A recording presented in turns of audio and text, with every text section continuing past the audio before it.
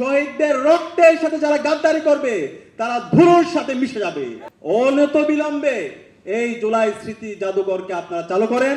এই জুলাই বিপ্লবে মূল নেতা ছিল, মূল হিরো ছিল আমাদের শহীদরা। শহীদ আবু সাইদ, শহীদ আলী রায়হান, শহীদ ফয়সাল আহমদ শান্ত, শহীদ ওয়াসিম রায় ছিল এই বিপ্লবে আমাদের মাস্টার মাইন্ড। এই শহীদদের কথা যেন আমরা সবসময় শ্রদ্ধার সাথে স্মরণ করি এবং এই শহীদ পরিবারের কথাগুলো, তাদের আকাঙ্ক্ষার কথাগুলো আমরা যেন সবসময় শ্রদ্ধার সাথে স্মরণ করি। এই বিপ্লব যখন হচ্ছিল সেই বিপ্লবের শুরু থেকে একদম শেষ পর্যন্ত নীতি নির্ধারণ এবং মাঠ পর্যায়ের সমন্বয়ের সাথে আল্লাহ তাআলা আমাকে কিছু কাজ করার সুযোগ দিয়েছে। বিপ্লবের কঠিন সময়ে 15 জুলাই ঢাকা বিশ্ববিদ্যালয়ে ছাত্রলীগ, যুবলীগ এবং খুনি হাসিনার পেটোয়া বাহিনী যখন বিশ্ববিদ্যালয়ের শিক্ষার্থীদের উপর হামলা করছিল, যখন আমরা আমাদের আহত ভাই বোনদেরকে নিয়ে ঢাকা মেডিকেল কলেজে তাদেরকে আহত অবস্থায় নিয়ে যাচ্ছিলাম, তাদের ট্রিটমেন্টের ব্যবস্থা করছিলাম, যখন ঢাকা মেডিকেল কলেজের ইমার্জেন্সি ইউনিটের সামনে আমার আহত বোনদেরকে নিয়ে, ভাইদেরকে নিয়ে আমরা দাঁড়িয়েছিলাম, সেই ঢাকা মেডিকেলের ইমার্জেন্সি ইউনিটের সামনে ছাত্রলীগ, যুবলীগের সন্ত্রাসীরা আমাদের ভাই বোনদের উপর হামলা করেছিল।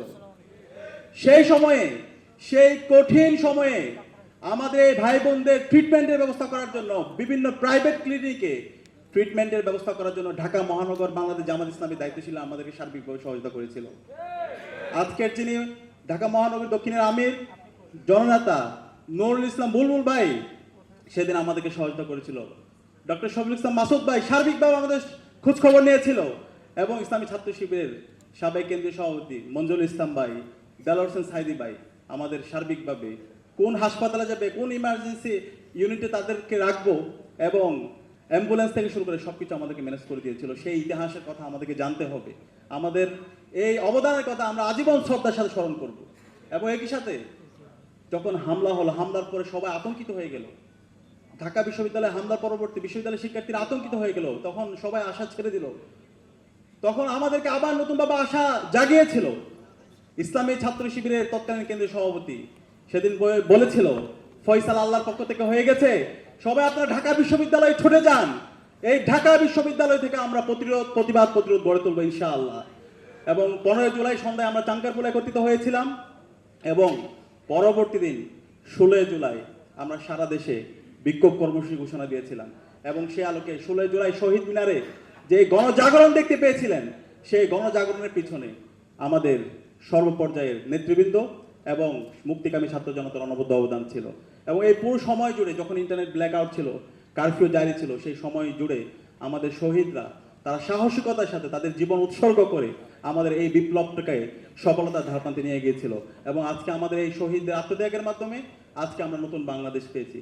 এই বিপ্লব পরবর্তী আমাদের প্রত্যাশা ছিল শহীদরা যে জন্য জীবন দিয়েছে সেই ফেসিবাদী কাঠামোকে বিলোপ করে নতুন রাষ্ট্র ব্যবস্থা, নতুন রাষ্ট্র কাঠামো বিনির্মাণ করা। আমরা আশা করেছিলাম অন্তর্বর্তীকালীন সরকার যারা শহীদদের রক্তের উপর দাঁড়িয়ে শপথ গ্রহণ করেছিল তারা এই রাষ্ট্র সংস্কারের কাজ করবে, কিন্তু আমরা হতাশ হয়েছি।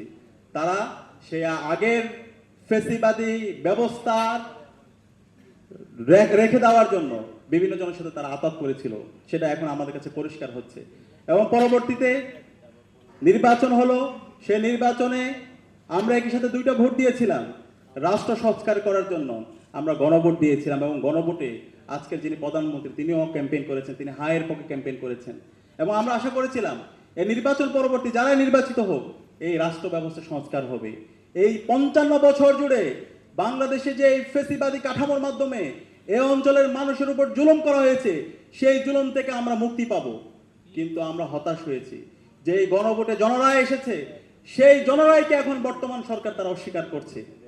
এবং এই ফেসিবাদী সরকার যারা 16 বছর জুড়ে বাংলাদেশে গুম, খুন, আয়নাগর প্রকল্প তৈরি করেছে, আমরা তাদের প্রতি বিভিন্ন জায়গায় সিম্পেথি দেখতে পাচ্ছি। বিভিন্ন জায়গায় তাদেরকে পুনর্বাসন করা হচ্ছে, অ্যাডমিনিস্ট্রেশনে তাদেরকে পুনর্বাসন করা হচ্ছে, বিশ্ববিদ্যালয়গুলোতে তাদেরকে পুনর্বাসন করা হচ্ছে। আমরা সাবধান করছি, আমরা বর্তমান সরকারকে বলতে চাই যে এই জমিনে শহীদদের রক্ত পড়েছে, সেই জমিনে ইনসাফ বিজয়ী হবে ইনশাআল্লাহ। এবং যারা শহীদদের সাথে প্রতারণা করবে, শহীদদের রক্তের সাথে যারা গাদ্দারি করবে তারা ধুলোর সাথে মিশে যাবে। সুতরাং আপনাদের সুযোগ আছে সবাইকে সাথে নিয়ে জুলাই বিপ্লবের শহীদদের যে আকাঙ্ক্ষা, গণভোটের যে জনরায় এসেছে, সেই জনরায় আপনারা বাস্তবায়ন করেন এবং জুলাই স্মৃতি জাদুঘর এখন পর্যন্ত আপনারা চালু করেন নাই, সবকিছু প্রস্তুত অবস্থায় আছে। অনত বিলম্বে এই জুলাই স্মৃতি জাদুঘরকে আপনারা চালু করেন এবং আমাদের সকল শহীদদের তালিকা রাষ্ট্রের পক্ষ থেকে প্রস্তুত করে শহীদদেরকে রাষ্ট্রীয় সম্মাননা প্রদান করেন এবং আমাদের এই জুলাই সনদের জন্য বাস্তবায়ন করার জন্য সবাইকে সাথে নিয়ে একটি সুন্দর ইনসাফ ভিত্তিক বাংলাদেশকে নির্মাণ করার জন্য আপনারা একসাথে কাজ করেন।